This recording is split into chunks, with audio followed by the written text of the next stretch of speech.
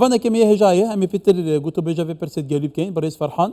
جوهر شروفا كاري سياسي الاستوديو ميفان منا هايك فرحان بخير بي زور سباسك هالبيت امجي خلكي دفرينا انت من ما باو يعني سردمي بحسيان شبيرا من سيجارة مالا ما يشاوتي البيري قندي تاكا صوتن وطالان كرين لي خوازاي ودفري نهات طالان كرين خوازا وطبيعة نهات كصوتن في جاري بسدم الشر تركيا وباكيكي بتمامي طبيعة هذا صوتن دارستان نمان كازان تويري نمان كوتوزاني جي خلكي وارنجي ایلک سر کازانه کیجیا همی بنی برین و شنوه ته گوتن ماده کت کنه کوچ جارا شنبن که تو تو نبینه و چیت چارچوبی جنوسایده که خوازایدا لویده وری تأكيد أو كهنوكاش الويري تشد بتنو تبحث كير ورابورتش إشارات بكير أفا جنوسايدا جنجيد بيني براستي أفا جنوسايدا كم مزنة أفا تاوانت مزنة جنجينا در حق هر جنجي عالميش براستي يعني أفا هو بصناينينا يعني جلك كارسات مسترن كيمترنيا الوان جنوسايد كوهاتيا كردن بيشتر براستيش كارسات جنجي أف جنوسايد جنجي دي تأثيرات اللي صار نفس دهاتية چند سال بيتش ديكتن يعني دي تأثير اللي صار چندين سال فضای کردستانی و جنگی کردستانی همی کتن يعني کاریگرین تندرستی هنا کاریگرین جنگیین دور و دريج هنا يعني کاریگرین و گلک رهندا و بوی منطقه و بو کردستانی بشکل کی گشتی زور خطرناکن حقیقتا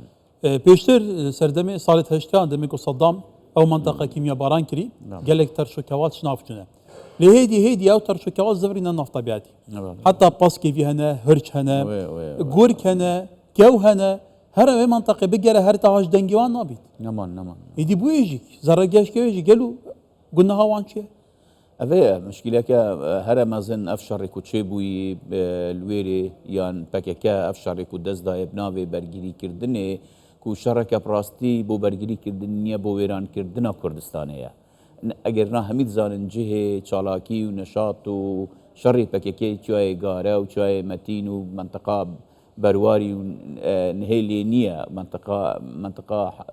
سیدکان نیه جیوی دیاره اگر وی بیتن برگیری الولات بکه و برگیری کردستانی بکه بس همی پککی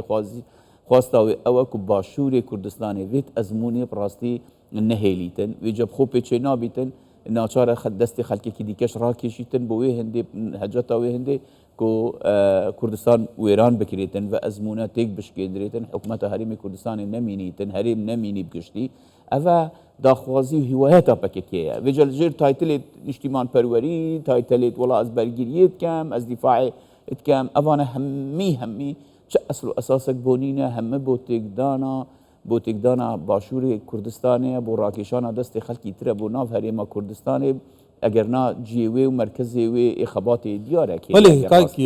فرحانتان تو شوي دبر شارزه اميديانا يعني وقت تو چه اميد گل هندافتا چه متينا هي بله چه متينا بدهان كيلومتران لسنوري تركيا دوره گلك دوره ما كيفيت سر سنوري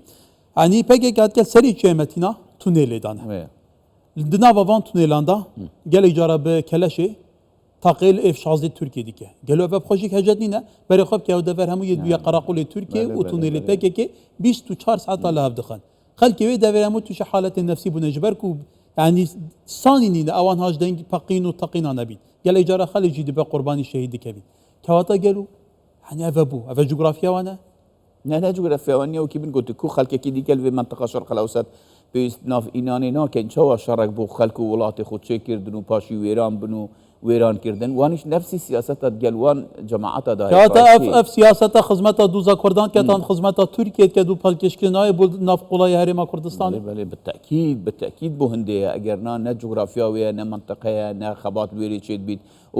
او تشكي او بكارتينيتن ابرو همت زانن في عصر ايدا مواجهة في تكنولوجيا مازنا دنياي نا تكرن شر نا تكرن في او تشكي تسفكيت وان في تنها بو هندية كو دستي تركيا راكشن بو كردستان الفيري دي تقي كان دي رافن دي رهن دهن يعني باورك اگر مجال بدني مواجهه وانا نه تكردن يعني ساستي الرئيه قشتي وساستي حكومه حريمي كردستاني ساستي مواجهه هم مواجهه كيف راستي روايه قال وانا بيتكردن اگر دهن هفليري ومنطقه دي كاش دي هر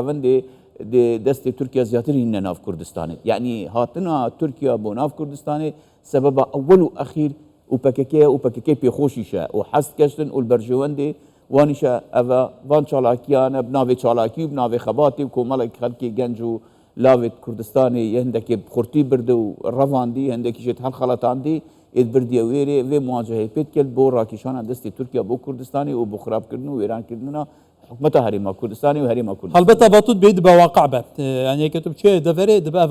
بواقع بيني بون منا لجيه كده ما كو تركيا كنترول كل جيه كده تقل تركيا كات ده بنا خل ويري اثبات كات حتى تشتوي يجي كنترول كات يلا بوجاره كات يعني هرتي توتيت هرتت هترافي هر منطقه كي تخكي ليك دي بجيه اللي بو تركا ترك بيتن مركزي خولي داني باش دويري هيلي ديش تجيك دي يعني هر ورا هر غاست كتي ورا ازل فيري چه بونيش نيه چه مواجهش نيه چه شريش نيه شراكي بس بو هنديه دا كردستان ويران ببيتنو دست تركا راكيش دنا هريما كردستان كاتا تونا بيني كلام سياسه باكي كل باشور و روشاوي كردستان بهافرا گري بدين ديچته چارچوبه یک سیاست دا جبرکو هجات دا عالیه برانبر کل هر دو پارچان دا هر دو پارچان هندن کناسه که آزادی کشای بردام ترکیه بله او سیاست اگر لروش آواش لسوریاش معالجه نکریتن براستین نفسی سیاست یا دیار بو پرو کردو و دی خرابتریش سوانش هیتن و حست که اول سوریه روش آواش شد بید کردستان میجه حول بودتو و هندك برنامج بيش جيب ويا براستي بيني كو تركيا چن هاتي تناف كردستاني دا چندين بارگا و چيل ناف قلايخ اكا كردستاني و هريم كردستاني چه كردينه همي بيعاز و راكيشانا دستتوانا بوفي منطقه او اجنداي خزمتا اجنداي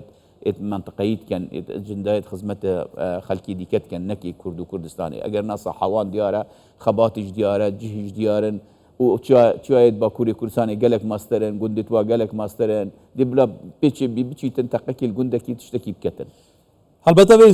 ازدواجات که در چارچوبه پروسس آشتی 2013 و 2015 پک که همو از این خال باکوری کردستان وکشان که گابار نه ترکیه نفل درخستیه دورین شمزین انو گور و چلی و منطقه همو بونه دورین سیاحی شرکت کت والله ما دا گند ما لكوما 200 گندن دور آمریکا اوجی سرجاده چنین خالکی ویجی گند چول کد گنده خوش برکو چول کن هر دویت کواتا پیوست را گشتیا کردستانی چال وی سیاست بگیر رای کردستانی از بیم تیوا گش بیتوی قناعتك و افشار پک که دجی ترکیه که شرکه خدمتا ترکیه دا زیادتر کد خدمتا کردستانی و خلکی کردستانی دابید و تایبتی بو تقدانا ازمون و حکمت هریما کردستانی کن نمینیتن چون که پک که پیچه نابیتن هیچ تجربه که هیچ سرکت نکیل باکور بینیتن و نقصا خو تعويست كتب الليره بتقدانا ايرش نمينيتن يعني افيا سياستك خلكي كردستاني تبيا تبقتن تبيا ايدانا في سياستها بكي كيف كتن براستي اگر هنگ شاركرن اگر هنگ شارفانن هر نقولا يا خاكا باكور اگر هنگو هر تشتكي بكن ام دي دس خوشي لنگو كن بلا كب كورتي كاكي فرانتود بيجي بجاري بروسيس اشتي يكون ها بحثي تكرين دي خيره خلك دبرت دابتا فردو اذا بلا خوشي دبري فكان اسبين بكك دي ساقط بيتن حقيقات دي سياستي شو خلك دي المنطقه هنگو دي ساقط بو في الحرب كل هنو كان شرق الاوسط هي بككش نفسي شارع نوستي بيتن بيجي افرو ينسبها يعني نوع كيديك او موديلي كهنو كبا كيكا بريفات با كوتاي او موديلي زوراني زيكا دي كوتاي هيتن و دي نجاحاتش ناينيتن جرينج اوي بروسي اشتيت قال كردستاني بيتا كردنو قال خلكي كردستاني بيتا كردن و خلكي كردستاني الباكور والباشور وروش افا جيانا كبر ارامي بجيتن ل في سياستا كوبا كيكا بيروت كتن از بهم هیچ سرکت نینانی بس یا نزدیک اف سیاستا و خلکی لیگ هدا جدا کردن لیگ هدا جدا کردن یعنی ایدی پککه هیچ نشتن خوانداریت و سیاست داب کردن دی بیتا تشتکی زور هامشید و سیاست داب راستی. بله رئیس فرحان جوهر شروع کاری سیاسی گلی سپاس کرد. زور سپاس بو هنگوش. سپاس.